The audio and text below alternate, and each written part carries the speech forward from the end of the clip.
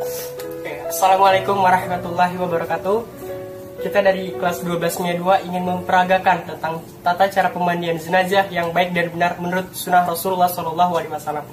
Adapun bahan-bahan yang kita butuhkan itu yang pertama adalah kapur barus. Kapur barus ini kita gunakan hanya 1 atau 2 buah saja sesuai kebutuhan. Namun kapur barus ini harus dihaluskan terlebih dahulu sampai benar-benar halus, lalu dicampurkan dengan air untuk pembilasan terakhir pada saat pemandian jenazah. Terus yang kedua itu kita butuhkan adalah kapas. Nah, kapas ini digunakan untuk menutupi bagian-bagian atau lubang-lubang yang memang mengeluarkan najis seperti lubang dubur ataupun lubang-lubang lainnya. Terus yang ketiga itu ada masker. Nah, masker ini tidak terlalu dibutuhkan sebenarnya, namun untuk sekedar melengkapi saja. Terus yang keempat ada 1 buah handuk. Handuk ini dibutuhkan pada saat pemandian jenazah, nanti akhirnya kita keringkan dengan menggunakan handuk ini. Sekian bahan-bahan yang dibutuhkan untuk pemandian jenazah. Adapun langkah-langkah dalam memandikan mayat, yang pertama itu adalah membasuh si mayat 3, 5, 7 sampai 9 basuhan dengan bilangan-bilangan ganjil.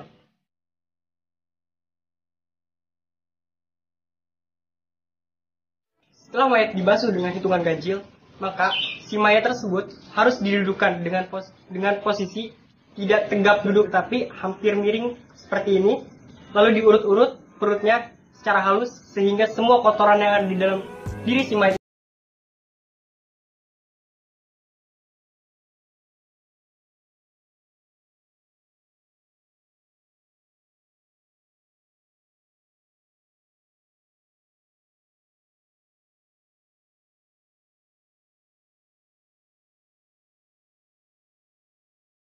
Setelah mayat diurut-urut perutnya hingga semua kotoran yang ada di dalam dirinya keluar, maka si pemandi jenazah harus menyiram bersih bagian-bagian yang memang tadi terkena najis oleh kotoran-kotoran dari si mayat itu.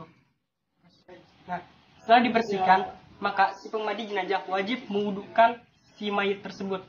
Proses pewuduannya itu sama seperti proses wudu waktu kita sholat. Nah, bedanya pada saat kita membersihkan mulut dan juga hidung si mayat, kita hanya boleh menggunakan jari ataupun sikat gigi ataupun siwak untuk membersihkan mulut si mayat. Dengan catatan tidak ada air yang dimasukkan ke dalam hidung maupun mulut si mayat. Jadi cukup dibersihkan bagian luarnya saja. Sedangkan proses-proses selanjutnya pada saat proses pewuduan si mayat ini berlaku sama seperti sholat fardu.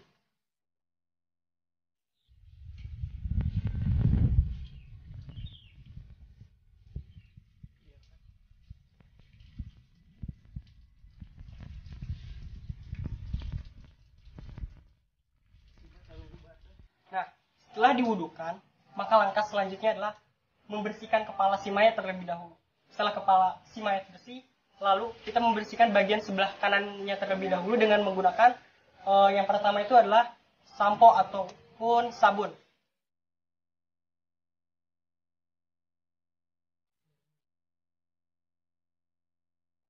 Sampai bersih, lalu kita dibalik bagian belakangnya juga, lalu kita bersihkan sebagian kanannya dengan air. Berlaku pula dengan bagian tubuh yang kiri. Kita basuh dengan sampo ataupun sabun, belakangnya juga, lalu kita bersihkan. Nah, selanjutnya, langkah keduanya itu hampir sama seperti langkah yang sebelumnya, namun perbedaannya adalah dengan yang pertama itu dengan menggunakan sampo ataupun sabun, sedangkan yang kedua ini adalah dengan menggunakan sabun sulfur, sehingga tubuh si mayat ini tampak bersih.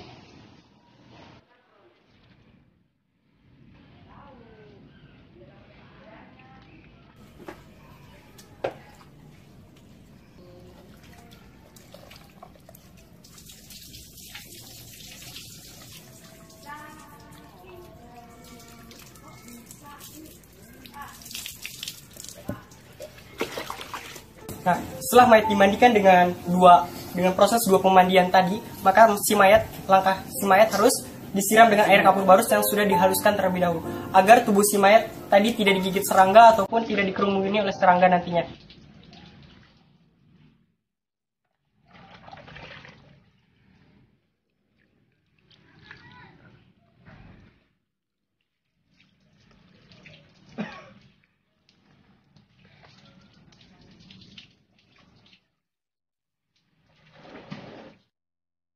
setelah dibasuh oleh air kapur tadi, oleh air kapur barus yang sudah dihaluskan, maka selanjutnya adalah dengan cara mewudukan kembali tubuh si mayat sehingga dia dalam kondisi bersih.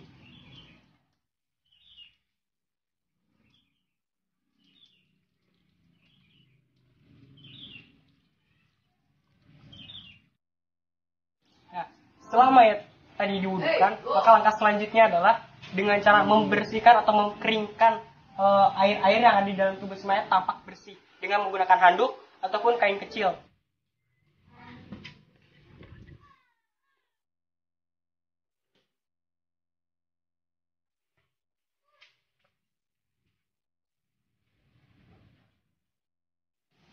Setelah tubuh si mayat tadi kering, maka langkah selanjutnya adalah menyisirkan bagian kepalanya dengan sisir sehingga tampak rapi. Hal itu sesuai dengan sunnah Rasulullah SAW. Nah, sedangkan jika tubuh si mayat masih ada kuku-kuku yang panjang, maka sebaiknya kita potong terlebih dahulu, ataupun buku bulu-bulu ketiak itu wajib dipotong.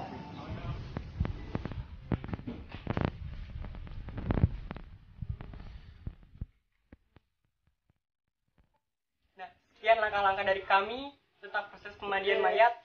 Kurang lebihnya mohon maaf. Wabillahi taufiq wal hidayah. Wassalamualaikum warahmatullahi wabarakatuh.